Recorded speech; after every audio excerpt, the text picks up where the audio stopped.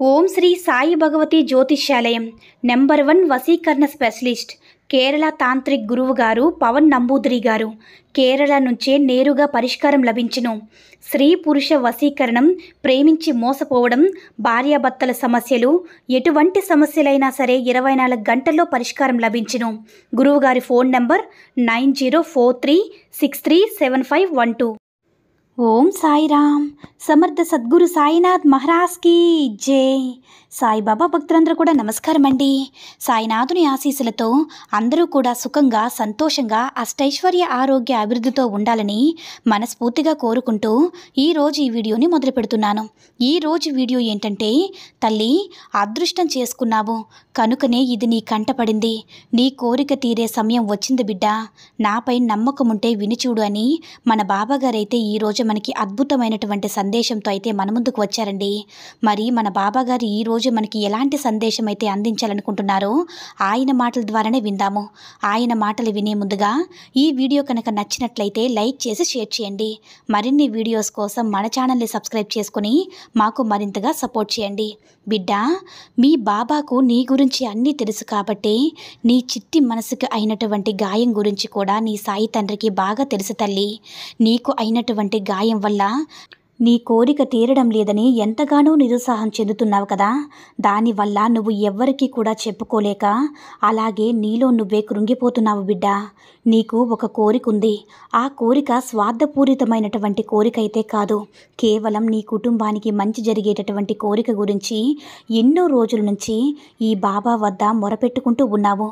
బాబా, ఇక నేను సహనం కోల్పోయాను. నేను ఎప్పుడు అనుకున్నటువంటి కోరిక నెరవేరుతుంది బాబా. కనీసం వేచి చూసేందుకై కానీ ఇంకా నాకు ఓపిక కూడా లేదు. ఎన్ని రోజులు బాబా, ఎన్ని రోజుల నుంచి నేను అడుగుతున్నాను. న్యాయపూరితమైనటువంటి ఎలాంటి కోరికైనా సరే వెంటనే తీరుస్తానని నువ్వే కదా చెప్తూ ఉంటావు. మరి నేను అడిగిన దాంట్లో ఏదైనా అన్యాయం కనిపిస్తుందా తండ్రి? నీకు ఎందుకు నా కోరిక పట్ల నీకంత ఆలస్యాన్ని చూపించవలసి వచ్చింది? నాకు వేచి చూసేటటువంటి ఓపిక లేదు తండ్రి. ఎన్నో రోజులుగా నా ప్రయత్నాన్ని నేను చేస్తూ వస్తున్నాను. అలాగే అందుకు తగినటువంటి శ్రమ కూడా చేశాను. కానీ దానిలో మాత్రం నాకు ఎలాంటి విజయం కనిపించలేదు తండ్రి. అందువలన నాకు ఇక జీవితం పట్ల ఆశలు కూడా కోల్పోయాను. ఎంత ప్రయత్నించినా కూడా కనీసం నేననుకున్నటువంటి ఈ చిన్న కోరిక కూడా తీరకపోతే ఎందుకు బాబా ఈ జీవితం? నేను చదువుకున్నటువంటి చదువు, అలాగే నాకున్నటువంటి తెలివితేటలు నేను ఎంతో శ్రమించాను. అలాగే భారమంతా కూడా నీపై పెట్టి నాకు చేయవలసినటువంటి పనులన్నీ కూడా నేను చేస్తున్నాను తండ్రి. కానీ కర్తవ్యాన్ని నువ్వు నాకు చూపించావు. అలాగే నెరవేరేటటువంటి బాధ్యత కూడా నీదే కదా. దేనికైనా కానీ దైవానుగ్రహం తప్పకుండా ఉండాలని అంటారు. మరి నేను నమ్ముకున్నటువంటి దైవం న్యాయం చేయనప్పుడు మరి ఇంక ఎవరు చేస్తారు బాబా? ప్రతి క్షణం కూడా నీ నామస్మరణంతోనే గడుపుతూ ఉన్నాను.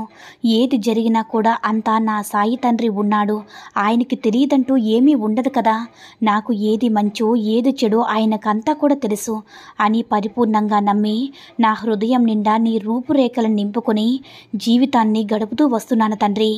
ఈ రోజు కాకపోయినా రేపు అయినా సరే, ఒక నెల తర్వాత అయినా కూడా, ఒక సంవత్సరం తర్వాత అయినా కూడా నేను చేసినటువంటి కష్టాన్ని నాకు తప్పకుండా నా బాబా మంచి బహుమతిగా ఇస్తాడని కలలు కంటూ ఉన్నాను తండ్రి.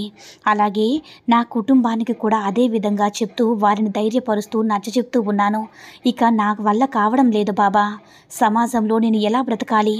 పోనీ సమాజంలో నలుగురు ఏమనుకుంటున్నారనే దానికన్నా కూడా నా కుటుంబ సభ్యులు నాపై పెట్టుకునేటటువంటి ఆశలు కానీ, లేదంటే వారు నాకు అందించేటటువంటి అన్ని రకాల సహాయాలు కానీ నేను కోల్పోయిన వాడినవుతాను బాబా.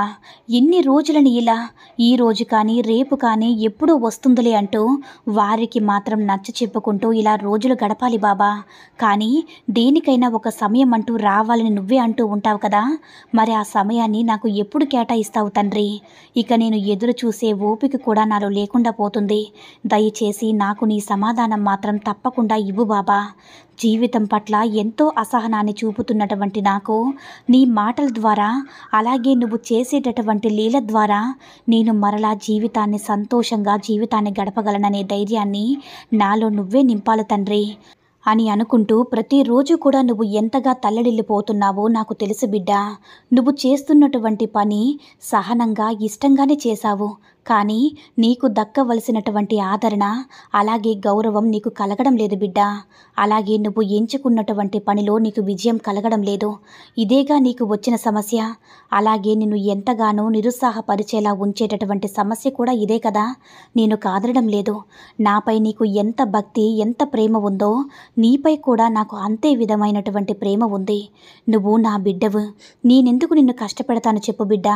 ఎన్నో రోజుల నుంచి ఎన్నో ప్రయత్నాలు చేశాను. అలాగే నీ ప్రతి కర్తవ్యాన్ని కూడా ఇష్టంగా చేస్తూ వచ్చానని చెప్పావు. నిజమే బిడ్డ. ప్రతి మనిషికి కూడా భగవంతుడు ఏదో ఒక కర్తవ్యాన్నైతే రాసిపెట్టి ఉంచుతాడు. వారు ఆ కర్తవ్యాన్ని సంపూర్ణంగా చేసి అంటే పూర్తి చేయవలసిన బాధ్యత వారిపై ఉంటుంది. అలాగే నీకు కలిగినటువంటి ఎదురు దెబ్బలు కావచ్చు, లేదంటే ఇన్ని రోజులు నువ్వు అసంతృప్తి కారణంగా ఉండేటటువంటి రోజులు గడపాల్సి వచ్చింది బిడ్డ. నేను కాదనను. నీ జీవితంలో ఎదురయ్యేటటువంటి కొన్ని ఆటుపోట్లు అలాంటివి. వాటిని నువ్వు తప్పకుండా ఎదుర్కోవాలి. ఎవరైతే ఈ సమాజంలో నిన్ను గుర్తించడం లేదని, నీ పనిని గుర్తించడం లేదని, అలాగే నీ పనిలో నీకు విజయం ప్రాప్తించడం లేదని కుమిలిపోతూ వచ్చావో, ఆ పనిలోనే నువ్వు ఒక అద్భుతమైనటువంటి సంఘటన ద్వారా మంచి విజయాన్ని పొందేటటువంటి అర్హత పొందబోతున్నావు బిడ్డ. ఏ సమాజమైతే నిన్ను నీ కుటుంబాన్ని గౌరవం ఇవ్వడం లేదని రోధిస్తున్నారో, అదే సమాజం నిన్ను ఎంతో ఉన్నతమైనటువంటి వాడిగా, నలుగురికి ఆదర్శప్రాయుడని పొగిడేటటువంటి రోజులు రాబోతున్నాయి బిడ్డ. అందుకు పదింతలుగా నీకు విజయప్రాప్తిని తప్పకుండా పరిచయం చేస్తాను. నీ మనసును ఎవరు అర్థం చేసుకోపోయినా, ఎవరు నిన్ను ఎగతాళిగా చూసినా, ఎవరు నిన్ను సరైనటువంటి విలువను గుర్తింపును ఇవ్వలేకపోయినా, నేను మాత్రం నీకు ఎప్పుడు కూడా అండగానే నిలిచి ఉన్నాను బిడ్డ. నీకు ఎలాంటి హాని కలగకుండా ఇన్ని రోజులు కూడా ఎంతో జాగ్రత్తగా చూసుకుంటూ వచ్చాను తెలుసా. అది మాత్రం ఖచ్చితంగా చెప్పగలను. నువ్వు ఎన్ని సమస్యల్లో ఇరుక్కుంటున్నావో, అలాగే నువ్వు ఎంత నిరాశ పడుతున్నావో, ఈరోజు ఆ గాయాన్ని మరలా చేసి ఉదయాన్నే మంచి ఆనందంగా ఉండేటటువంటి రోజును నీకు పరిచయం చేస్తున్నాను. కానీ నువ్వే ఎక్కువగా దాని గురించి ఆలోచిస్తూ నిరాశ పడుతూ ఉన్నావు. నేను ఒప్పుకుంటాను బిడ్డ. నీకు కావలసింది దక్కకపోయేసరికి నువ్వు ఎంతగా నిరాశగా ఉన్నావో నీ బాబాను అర్థం చేసుకోలేనా చెప్పు. నువ్వు అడిగింది న్యాయపరమైనటువంటి కోరిక. నువ్వు అడిగినవన్నీ కూడా ఇన్ని రోజుల నుంచి నేను ఇవ్వలేకపోయాను. కానీ నీకు వచ్చేటటువంటి కష్టాలను సమస్యలను మాత్రం తొలగించేస్తాను బిడ్డ. అవన్నీ కూడా ఒక్కసారి ఆలోచించుకుంటే నీకు బాగా అర్థమవుతుంది. నువ్వు కోరినటువంటి కోరిక నెరవేరట్లేదని నాపై కోపం పడవద్దు, నన్ను నిందించవద్దు. కొంచెం ఆలోచన చెయ్యు. నా సాయి ఎందుకు ఆలస్యం చేస్తున్నాడా అని ఆలోచించు బిడ్డ. నీ వెంట రాని వారి కోసం నువ్వు ఎంత పరుగులు తీసినా అది ఎండమావుల వెంట పరుగు లాంటిదే. కానీ నీ వెంట వచ్చే వాటి కోసం కాస్త ఆలస్యంగా ఎదురు చూసినా కూడా అందులో ఎలాంటి తప్పు లేదు. ఎందుకంటే ఆలస్యం ఎప్పుడు కూడా నీకు మంచి గుణపాఠాన్ని, మంచిని మాత్రమే పరిచయం చేస్తుంది. బిడ్డ, నీతో ఉన్నవారు ఎంత ఈర్ష చూపిస్తున్నా, నిన్ను కనీసం గౌరవం కూడా ఇవ్వకపోయినా, హేళన చేస్తున్నా, నీ మనసుకు గాయం కలిగేలాగా వారి ప్రవర్తన ఉన్నా, నువ్వు మాత్రం వారితో సంతోషంగా ఉండేటటువంటి రోజులు, నలుగురితో నువ్వు నిజాయితీగా చేసేటటువంటి పనికి గుర్తింపుగా ఆ గుర్తింపును పొందేటటువంటి రోజును నీ బాబా నీకు పరిచయం చేయబోతున్నాడు. కనీసం నీ కష్టాన్ని వృధా కానివ్వకుండా నీ కోరికను శీఘ్రంగా ఫలించే విధంగా నిన్ను నీ సాయి ఆశీర్వదించబోతున్నాడు బిడ్డ. సంతోషంగా నీ జీవితాన్ని ఆనందంగా గడుపు. ఇక నుంచి అన్ని రోజులు కూడా మంచి రోజులే తల్లి అని మన బాబాగారైతే ఈరోజు మనకి చాలా అంటే చాలా అద్భుతమైనటువంటి సందేశాన్ని అయితే మనకు అందించారండి. సాయి మహిమల ద్వారా వస్తున్న ఈ సందేశం మీ అందరికీ కూడా నచ్చిందని అనుకుంటున్నాను. ఈ వీడియో కనుక నచ్చినట్లయితే మరికొంతమంది సాయి భక్తులకు రీచ్ అయ్యేలా షేర్ చేసి లైక్ చేయండి. అలాగే మన ఛానల్ని ఎవరైనా మొదటిసారిగా చూస్తున్నట్లయితే తప్పకుండా సబ్స్క్రైబ్ చేసుకుని మాకు కొంచెం సపోర్ట్ చేయండి. సర్వే జన సుఖినో భవంతు. జై సాయిరామ్.